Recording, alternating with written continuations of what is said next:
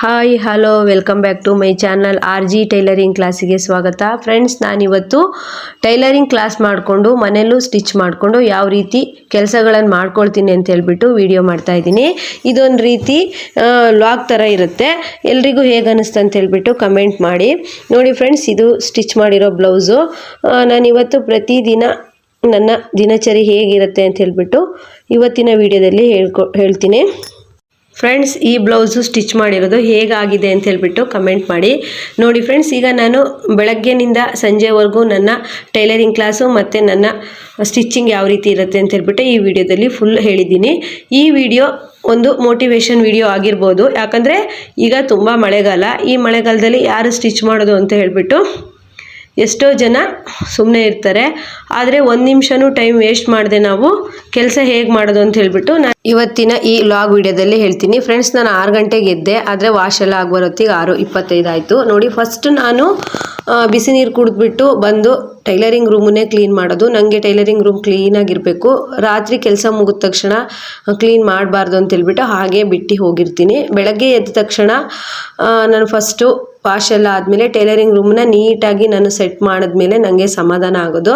ಹಾಗಾಗಿ ಫಸ್ಟ್ ನಾನು tailoring room ಗುಡ್ಸೋಕೆ ಬಂದೆ. ಈ ರೀತಿ ಇತ್ತು, ಮೆಸ್ಸಪ್ ಆಗಿತ್ತು. ನಾನೆಲ್ಲ ಕ್ಲೀನ್ ಮಾಡಿ ಜೋಡಿಸಿಟ್ಬಿಟ್ಟು ಫಸ್ಟು ನೀಟಾಗಿ ಇಟ್ಬಿಟ್ಟು ನಾನು ನೆಕ್ಸ್ಟು ಒಳಗಡೆ ಎಲ್ಲ ಕೆಲಸ ಮಾಡೋದಕ್ಕೆ ಹೋಗೋದು.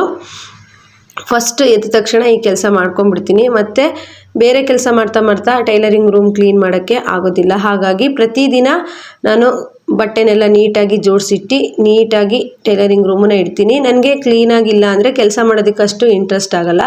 ಹಾಗಾಗಿ ನಾನು ಫಸ್ಟು ನೀಟಾಗಿ ಯಾರ್ಯಾರು ಬ್ಲೌಸ್ ಕೊಡಬೇಕು, ಏನೇನು ಮಾಡಬೇಕು ಎಲ್ಲ ಮಾಡಿಬಿಟ್ಟು ನಾನು ಒಳಗಡೆ ಕೆಲಸ ಮಾಡೋಕ್ಕೆ ಹೋಗ್ತೀನಿ. ನೋಡಿ ಫ್ರೆಂಡ್ಸ್, ಈ ರೀತಿ ಮೆಸ್ಸಪ್ ಆಗಿತ್ತು. ಎಲ್ಲ ತೆಗೆದ್ಬಿಟ್ಟು ನೀಟ್ ಮಾಡಿ ಯಾವ್ಯಾವ ಬಟ್ಟೆನ ಇವತ್ತು ಹೊಲಿಬೇಕು ಅಂತ ಹೇಳ್ಬಿಟ್ಟು ನಾನು ಸೆಟ್ ಮಾಡಿಕೊಂಡು ಇಟ್ಟು ಒಂದು 1/4 ಗಂಟೆ ಅರ್ಧ ಗಂಟೆ ನಾನು ಟೈಲರಿಂಗ್ ರೂಮಲ್ಲೇ ಬೆಳಗ್ಗೆ ಮುಂಚೆ ಸ್ವಲ್ಪ ಕ್ಲೀನ್ ಮಾಡ್ತೀನಿ.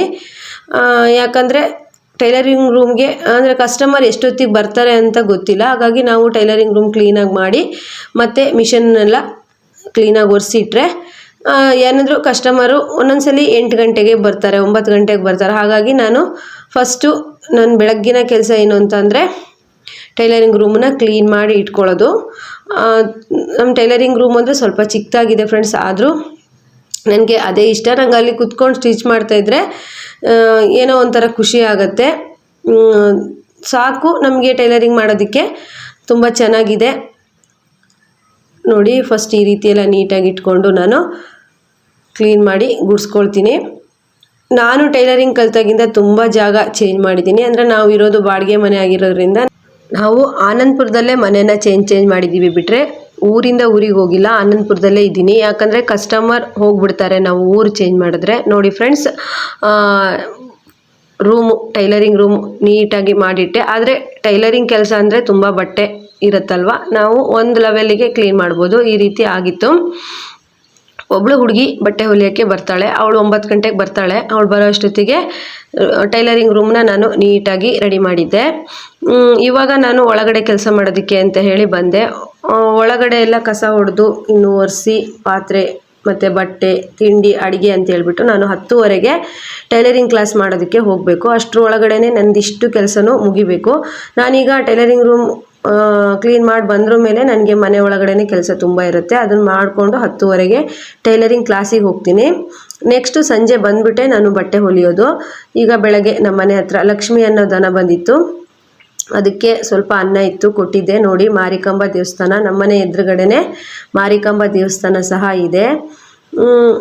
ದನ ದಿನ ಬರುತ್ತೆ ಇದೇ ಟೈಮಿಗೆ. ನಾನು ಹೊಸಲು ತೊಳೆದು ಒಳಗಡೆ ಹೋಗಬೇಕು ಅನ್ನೋಷ್ಟೊತ್ತಿಗೆ ಒಳಗಡೆ ಬರುತ್ತೆ. ಆದರೆ ನಾನು ಇವತ್ತು ಒಳಗಡೆ ಬಿಟ್ಟಿಲ್ಲ, ಯಾಕಂದರೆ ಮಳೆ ಇರೋದ್ರಿಂದ ಮತ್ತು ಒಳಗಡೆ ಬಂದು ಜಾರಿ ಬಿದ್ದರೆ ಪ್ರಾಬ್ಲಮ್ ಆಗುತ್ತೆ ಅಂತ ಹೇಳ್ಬಿಟ್ಟು ನಾನು ಗೇಟಿಂದ ಹೊರಗೇ ಅದಕ್ಕೆ ಸ್ವಲ್ಪ ಅನ್ನ ಇತ್ತು, ಕೊಟ್ಟಿದ್ದೆ, ತಿಂತಾಯಿತ್ತು. ಫ್ರೆಂಡ್ಸ್ ನೋಡಿ, ನಮ್ಮದು ಟೈಲರಿಂಗ್ ರೂಮ್ ಬಾಗಿಲು ಹಾಕಿದಾಗ ಈ ರೀತಿ ಕಾಣುತ್ತೆ. ಫ್ರೆಂಡ್ಸ್, ಈ ಸ್ಕೂಟಿ ಸಹ ಅಷ್ಟೇ, ನಾನು ಟೈಲರಿಂಗ್ ಮಾಡಿ ಇರೋ ದುಡ್ಡಲ್ಲೇ ನಾನು ತಗೊಂಡಿರೋದು. 2021ರಲ್ಲಿ ತಗೊಂಡಿದ್ದೀನಿ. ನಾನು ಟೈಲರಿಂಗ್ ಮಾಡಿರೋ ದುಡ್ಡಲ್ಲೇ ಈ ಸ್ಕೂಟಿಯನ್ನು ತಗೊಂಡಿರೋದು. ಫ್ರೆಂಡ್ಸ್, ನಾನು ಟೈಲರಿಂಗ್ ರೂಮೆಲ್ಲ ಕ್ಲೀನ್ ಆದ ತಕ್ಷಣ ಈಗ ಅಡುಗೆ ಮಾಡೋದಕ್ಕಂತೇಳಿ ಬಂದೆ. ರಾತ್ರಿನೇ ಅಡುಗೆ ಮನೆಯೆಲ್ಲ ಸ್ವಚ್ಛ ಮಾಡಿಟ್ಕೊಂಡ್ರೆ ಬೆಳಗ್ಗೆ ಈಸಿ ಆಗುತ್ತೆ ತಿಂಡಿ ಮತ್ತು ಅಡುಗೆ ಮಾಡಿಬಿಟ್ಟು ನಾವು ಟೈಮ್ ಕರೆಕ್ಟಾಗಿ ಸ್ಟಿಚ್ ಮಾಡೋದಕ್ಕೆ ಮತ್ತು ಹೊಲಿಗೆ ಕ್ಲಾಸ್ಗೆ ಹೋಗೋದಕ್ಕೆ. ಹಾಗಾಗಿ ನೈಟಲ್ಲೇ ನಾನು ಪಾತ್ರೆ ಎಲ್ಲ ತೊಳೆದ್ಬಿಟ್ಟು ಅಡುಗೆ ಮನೆ ಸ್ವಚ್ಛ ಮಾಡಿ ಇಟ್ಕೊಳ್ತೀನಿ. ಈ ರೀತಿ ಟಿಪ್ಸ್ ಫಾಲೋ ಮಾಡೋದ್ರಿಂದ ನಾವು ಬೇಗ ಬೇಗ ಕೆಲಸನ ಮುಗಿಸ್ಕೋಬೋದು. ನೋಡಿ, ಈಗ ನಾನು ತಿಂಡಿ ಮಾಡೋದು ಮತ್ತು ಪಲ್ಯ ಸಾಂಬಾರು ಎಲ್ಲ ಪಟ ಬೇಗ ಮಾಡ್ಕೊಳ್ತೀನಿ. ಅಂದರೆ 10:30ಗೆ ನಾನು ಟೈಲರಿಂಗ್ ಕ್ಲಾಸಿಗೆ ರೆಡಿಯಾಗಿ ಹೋಗಬೇಕು. ಹೊರಗಡೆ ತುಂಬ ಮಳೆ ಬರ್ತಾ ಇತ್ತು. ನೋಡಿ, ದೋಸೆ ಮಾಡೋದಕ್ಕೆ ನಾನು ಹಾಕಿದ್ದೆ. ದೋಸೆ ಹಿಟ್ಟು ರೆಡಿಯಾಗಿದೆ. ಇದಕ್ಕೆ ಪಲ್ಯ ಮತ್ತು ಚಟ್ನಿ ಮಾಡ್ತೀನಿ. ಇವಾಗ ಬದನೆಕಾಯಿ ಚಟ್ನಿ ಮತ್ತು ಬೆಂಡೆಕಾಯಿ ಪಲ್ಯ ಮಾಡೋಣ ಅಂತ ಹೇಳಿಬಿಟ್ಟು ಬದನೆಕಾಯಿ ಸುಡ್ತಾ ಇದ್ದೆ ಮತ್ತು ಬೆಂಡೆಕಾಯಿ ಹೆಚ್ಚಿಟ್ಕೊಂಡಿದ್ದೆ. ಈಗ ಪಲ್ಯ ಮಾಡ್ತೀನಿ. ರಸಮ್ ಮಾಡಿದ್ದೆ. ನೋಡಿ, ನಾನು 10:30ಗೆ ಹೋದೆ ಅಂತ ಹೇಳಿದ್ರೆ ಮಧ್ಯಾಹ್ನ ಊಟಕ್ಕೆ ಬರೋದು. ಹಾಗಾಗಿ ಮಧ್ಯ ಬಂದುಬಿಟ್ಟು ನನಗೆ ಅಡುಗೆ ಮಾಡೋದಕ್ಕಾಗಲ್ಲ. ಬೆಳಗ್ಗೆನೇ ಎಲ್ಲದನ್ನು ಮುಗಿಸ್ಕೊಬೇಕು. ಪಲ್ಯ ಮತ್ತು ಚಟ್ನಿ ರೆಡಿ ಆಯಿತು. ಈಗ ದೋಸೆ ಮಾಡಿಬಿಟ್ಟು ಮತ್ತು ಅನ್ನ ಮಾಡಿಬಿಟ್ಟು ಇನ್ನು ಟೈಲರಿಂಗ್ ಕ್ಲಾಸಿಗೆ ಹೋದರೆ ಸರಿಯಾಗುತ್ತೆ. ನಾನು ಟೈಲರಿಂಗ್ ಕ್ಲಾಸಿಗೆ ಈಗ ಹೋಗ್ತಾ ಇದ್ದೀನಿ. ಸ್ಟೂಡೆಂಟ್ ಎಲ್ಲ ಬಂದು ಕೂತ್ಕೊಂಡಿದ್ರು. ನಾನು ಹೋಗುವಾಗ 10:30 ಆಗಿತ್ತು. ಹೋಗ್ಬಿಟ್ಟು ಸ್ಟಾರ್ಟ್ ಮಾಡಿದ್ರೆ ಇನ್ನು ಮಧ್ಯಾಹ್ನ ಊಟಕ್ಕೆ ಬರೋದು ನಾನು. ನೋಡಿ, 3 ಜನ ಬಂದಿದ್ದರು. ಇನ್ನು 3 ಜನ ಮನೇಲಿ ಗದ್ದೆದು ನಟ್ಟಿ ಇದೆ ಅಂತ ಹೇಳ್ಬಿಟ್ಟು ರಜೆ ಮಾಡಿದರು. ಹಾಗಾಗಿ ಇವರು 3 ಜನ, ಇನ್ನೂ 2 ಬರ್ತಾರೆ ಫಸ್ಟ್ ಬ್ಯಾಚಿಗೆ. ಫಸ್ಟ್ ಬ್ಯಾಚು ನಮ್ದು ಬಂದುಬಿಟ್ಟು 10:30ಯಿಂದ 12:30. ಎರಡನೇ ಬ್ಯಾಚ್ ಬಂದುಬಿಟ್ಟು 12:30ಯಿಂದ 2 ಗಂಟೆ ಮತ್ತು 2:30ಯಿಂದ 4 ಗಂಟೆಗೆ 3ನೇ ಬ್ಯಾಚ್ ಕಲಿಸ್ತೀನಿ. ಹಾಗಾಗಿ ಟೈಮ್ ಹೋಗಿದ್ದೇ ಗೊತ್ತಾಗೋದಿಲ್ಲ. ಟೈಮು ಎಷ್ಟು ಬೇಗ ಆಗುತ್ತೆ ಅನ್ನೋದೇ ಗೊತ್ತಾಗೋದಿಲ್ಲ.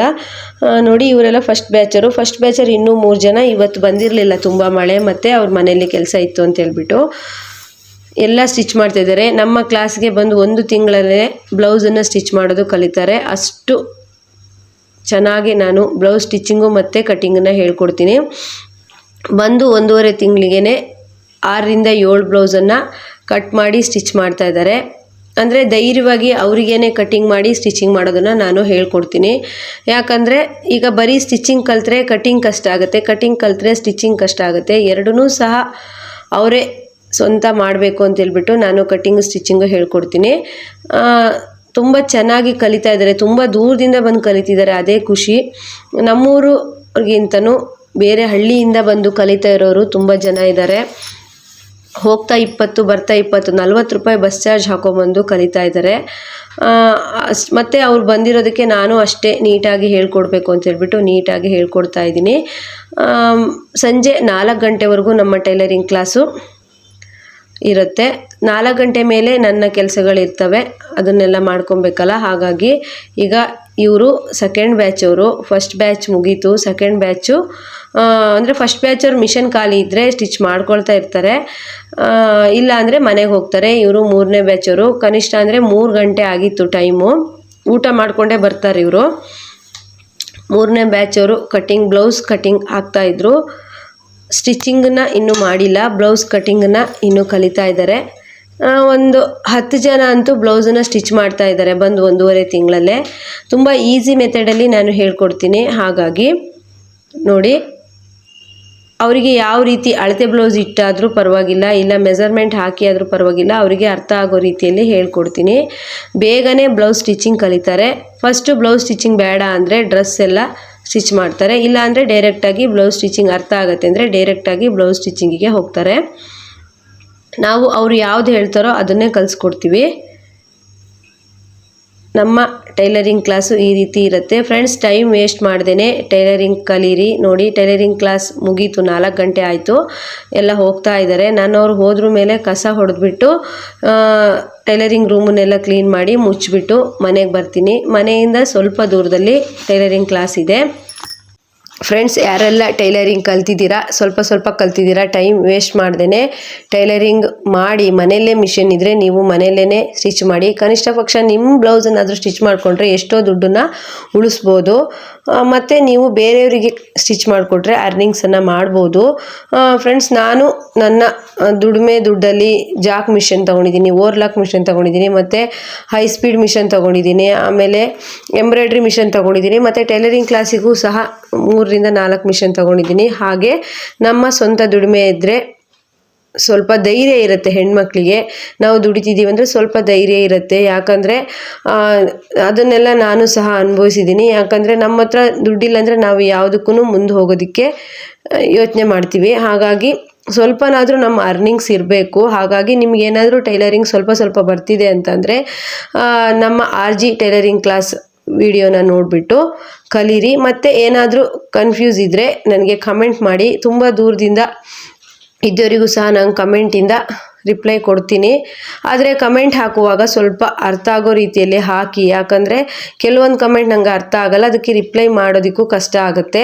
ಹಾಗಾಗಿ ನನಗೆ ಅರ್ಥ ಆದ ಕಮೆಂಟಿಗೆ ಎಲ್ಲದಕ್ಕೂ ನಾನು ರಿಪ್ಲೈ ಮಾಡ್ತೀನಿ. ನೋಡಿ, ನಾನು ಮನೆಗೆ ಬಂದಮೇಲೆ ಬ್ಲೌಸ್ ಕಟಿಂಗ್ ಮಾಡ್ತಾಯಿದ್ದೀನಿ.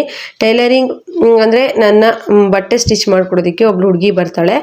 ಅವಳಿಗೆ ನಾನು ಮಾರನೇ ದಿವಸ ಕಟ್ಟಿಂಗ್ ನಾನೇ ಮಾಡಿಕೊಡ್ತೀನಿ. ನನ್ನ ಮೆಥಡಲ್ಲೇ ಸ್ಟಿಚ್ ಮಾಡ್ತಾಳೆ. ಹಾಗಾಗಿ ಕಟ್ಟಿಂಗ್ ಮಾಡಿ ಇಡ್ತಾ ಇದ್ದೀನಿ. ಬಂದುಬಿಟ್ಟು ಟೀ ಮಾಡಿ ಕುಡಿದ್ಬಿಟ್ಟು ನಾನು ಸ್ವಲ್ಪ ಬಟ್ಟೆಗಳನ್ನು ಒಂದು 4-5 ಬ್ಲೌಸನ್ನು ಕಟ್ ಮಾಡಿಟ್ಟೆ ನಾಳೆ ಅವಳಿಗೆ ಸ್ಟಿಚ್ ಮಾಡೋದಕ್ಕಾಗಿ. ಹಾಗೆ ಲೈನಿಂಗ್ ಯಾವುದಕ್ಕೆಲ್ಲ ಬೇಕು ನಾನು ತರಿಸಿಟ್ಕೊಂಡು ಎಲ್ಲ ಕರೆಕ್ಟ್ ರೆಡಿ ಮಾಡಿ ಇಟ್ಕೊಳ್ತೀನಿ. ಮತ್ತು ಸಂಜೆ 7 ಗಂಟೆ ಮೇಲೆ ಒಳಗಡೆ ಅಡುಗೆ ಮಾಡೋ ಕೆಲಸ ಇರುತ್ತಲ್ಲ, ಹಾಗಾಗಿ ನಾನು ಇವಾಗಲೇ ಎಲ್ಲ ರೆಡಿ ಮಾಡಿ ಇಟ್ಕೊಳ್ತೀನಿ. 1 ನಿಮಿಷನೂ ಟೈಮ್ ವೇಸ್ಟ್ ಮಾಡ್ದೇ ನಾವು ಇಡೀ ದಿನ ಆ್ಯಕ್ಟಿವ್ ಆಗಿದ್ದರೆ ಆರೋಗ್ಯವಾಗೂ ಇರ್ತೀವಿ. ಹಾಗೆ ನಾವು ಅರ್ನಿಂಗ್ಸನ್ನು ಮಾಡ್ಬೋದು. ಫ್ರೆಂಡ್ಸ್ ನೋಡಿ, ಸ್ಟಿಚ್ ಮಾಡಿರೋ ಬ್ಲೌಸು ಇನ್ನೂ ತುಂಬ ಇದ್ವು, ಆದರೆ ಅದು ಹುಕ್ಸ್ ಎಲ್ಲ ಆಗಬೇಕಿತ್ತು, ನಾನು ತೋರಿಸಿಲ್ಲ. ಆದರೆ ನೆಕ್ಸ್ಟ್ ವಿಡಿಯೋದಲ್ಲಿ ಎಷ್ಟು ಬ್ಲೌಸ್ ಇದೆ ಎಲ್ಲ ತೋರಿಸ್ತೀನಿ. ಮತ್ತು ನಮ್ಮ ಟೈಲರಿಂಗ್ ಕ್ಲಾಸ್ ಅವರು ಯಾವೆಲ್ಲ ಬ್ಲೌಸನ್ನು ಏನೆಲ್ಲ ಹೊಲ್ದಿದ್ದಾರೆ ಅಂದ್ಬಿಟ್ಟು ಒಂದು ವಿಡಿಯೋದಲ್ಲಿ ಹಾಕ್ತೀನಿ. ಯಾರಿಗೆಲ್ಲ ಆ ವಿಡಿಯೋ ಬೇಕು ಅಂತ ಹೇಳ್ಬಿಟ್ಟು ಕಮೆಂಟ್ ಮಾಡಿ. ನಮ್ಮ ಟೈಲರಿಂಗ್ ಕ್ಲಾಸ್ ಅವರು 1 ತಿಂಗಳಲ್ಲಿ ಏನೆಲ್ಲ ಹೊಲ್ದಿದ್ದಾರೆ ಕಲ್ತಿದ್ದಾರೆ ಅಂತ ಹೇಳ್ಬಿಟ್ಟು ನಾನು ಹಾಕ್ತೀನಿ. ಫೋಟೋ ಹಾಕಿದ್ದೀನಲ್ಲ, ಈ ಡಿಸೈನ್ ಬೇಕಿದ್ದರೆ ನೀವು ಚೆಕ್ ಮಾಡ್ಕೊಬೋದು. ಈ ಬ್ಲೌಸ್ ಕಟ್ಟಿಂಗ್ ಬೇಕಿದ್ರೆ ಫ್ರೆಂಡ್ಸ್, ಇವತ್ತು ತುಂಬ ಜನ ರಜೆ ಮಾಡಿದ್ರು, ಅವರಿಗೆಲ್ಲ ಬೇಜಾರಾಗಬಾರ್ದು ಅಂತ ಎಲ್ಲರೂ ಇರೋ ಒಂದು ವಿಡಿಯೋ ಹಾಕ್ತಾ ಇದ್ದೀನಿ. ಈ ವಿಡಿಯೋ ಇಷ್ಟ ಆದರೆ ಲೈಕ್, ಶೇರ್, ಕಮೆಂಟ್ ಮಾಡಿ. ನೆಕ್ಸ್ಟ್ ವಿಡಿಯೋದಲ್ಲಿ ಮತ್ತೆ ಸಿಗೋಣ. ಓಕೆ ಫ್ರೆಂಡ್ಸ್, ಬಾಯ್.